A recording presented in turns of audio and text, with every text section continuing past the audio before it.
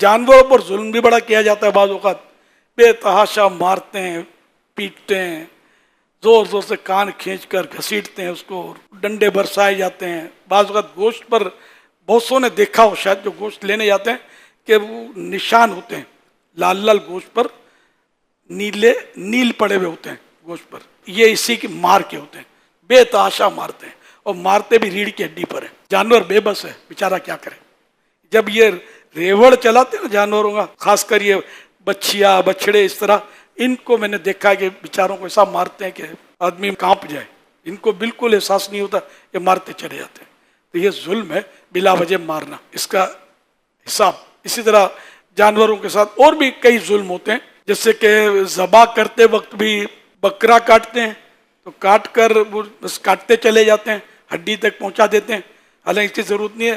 4 رگیں کٹ گئی تو اب آگے کاٹنے کا کوئی جواز ہی نہیں ہے، ضرورت ہی نہیں، اس کی حاجت بھی نہیں ہے، ہڈی تک جاتے ہیں۔ پھر ابھی جانور میں جان واقعی ہوتی ہے، اس کی گردن فوراً چٹکا دیتے ہیں، ابھی وہ تڑپ رہا ہے، گردن چٹکی ہوئی ہے۔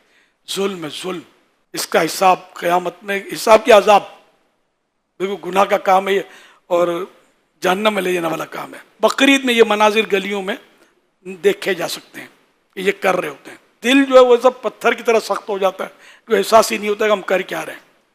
ذبح کر دو، جب ذبح ہو گیا تو یہ ٹھنڈا ہونا ہے، گردن چٹکاؤ یا نہ چٹکاؤ، ٹھنڈا ہو جاتا ہے۔ تو جن کے اپنے یہاں قربانی ہو، کم از کم ان کو یہی کر سکتے ہیں کوشش کہ سمجھا دیں پہلے سے کہ یہ نہیں کرنا، اور جب یہ چھری پھیر لینا آپ ان کے ہاتھ سے چھری لے لیں، ورنہ ان کے ہاتھ میں بعض اوقات تو نہیں کھجلی ہے کیا ہے، یہ وہ خامہ کا اس کو ٹچ کرتے رہیں گے، بڑے جانور کو ٹچ کرتے رہیں گے، چھری ہاتھ ڈالتے رہیں گے، وہ کچھ نہ کچھ اس کو بیچارے کو۔ اب آپ کو زخموں کا انگلی لگا کے دیکھو، آپ کو مزہ آتا ہے کیا ہاتھ لگانے سے؟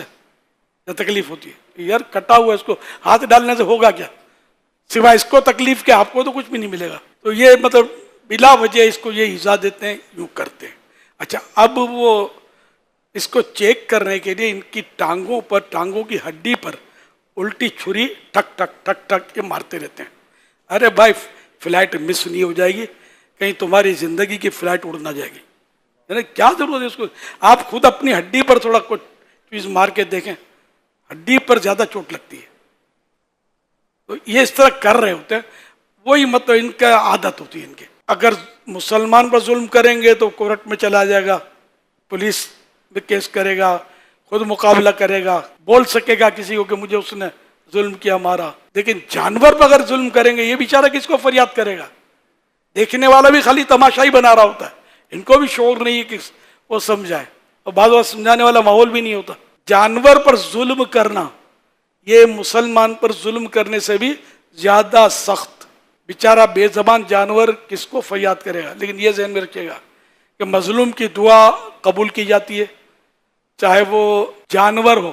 جانور پر ظلم ہوا، اس نے بد دعا کر دی، اس کی بد دعا بھی قبول ہوتی ہے۔ تو اس طرح کے ظالم لوگ ہیں نا، یہ دنیا میں بھی بعض اوقات ترقین کو نہیں ہوتی، یہ پھٹیچر کے پھٹیچر ہی رہیں گے، ان کو ہوش ہی نہیں ہوتا ہم کر کیا رہے ہیں۔ تو بہرحال جب تک یقین نہ ہو جائے اس کی جان نکلنے کا، کھال اتارنے کی اجازت شریعت میں نہیں ہے۔